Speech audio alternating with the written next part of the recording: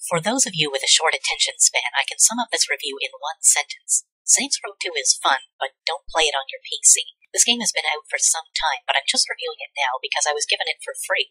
The moral of this story being that if you have a game that's special to your heart that you would like me to cynically dissect, give me free shit. Crime games with realistic violence tend to unsettle me, so I was initially wary of Saints Row 2. My friend assured me that the game was still fun despite the violence, but I was not convinced, especially when the first level begins with you waking from a coma and promptly beating your doctor to death with your bare hands. However, the only thing I found truly disturbing about Saints Row 2 was how quickly my reservations were flung out the window as I mowed through crowds of pedestrians like Mario Kart power-ups just to see them ragdoll and splatter into the sides of buildings like sticky octopi. I had a lot of fun playing Saints Row 2. In many ways it feels like a supervillain simulator, with the option to even equip your minions with comically themed cars and outfits. The ability to play cooperatively with a friend makes a decent game experience into something simply spectacular.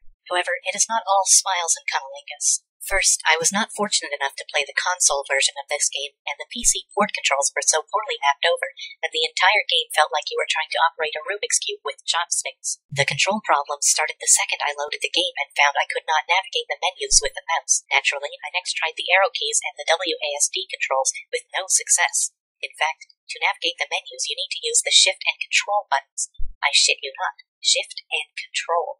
The game also has a bug that prevents it from registering a key pressed in rapid succession. This is a particular problem during minigames which require you to press a key in rapid succession, and despite the entire keyboard being available, the game uses the same button for reload and swap weapons, causing many moments when I was desperately trying to reload in a firefight, only to drop my current weapon on the ground. The biggest control problem, though, is that the cars only respond to the WASD controls, giving you roughly the same amount of control as having a blind person drive that you can only show directions to in Swahili. In fact, my female Asian character crashed with such frequency that I began to feel like I was being racist, stopping only short of having my character hop out to shout, "Ho, miso sali." Adding to the clusterfuck that is driving is the ADHD GPS navigation built into your minimap. It sounds like a great feature until you actually use it and find yourself ass up in the middle of a retirement home duck pond. The GPS takes random turns and doubles back along any pathway, one-way street, field, parking lot, construction yard, driveway, alley, or any angled object that can be used like a launching ramp. Hey, it will say, why take the perfectly good road when you can cut through a farmer's market and jump across a construction site into a parking garage for a route that takes twice as long? Even with all the problems, however, Saints Row 2 is a lot of fun and I do recommend picking it up. Just make sure that you find the console version, and if you really want to simulate the PC experience,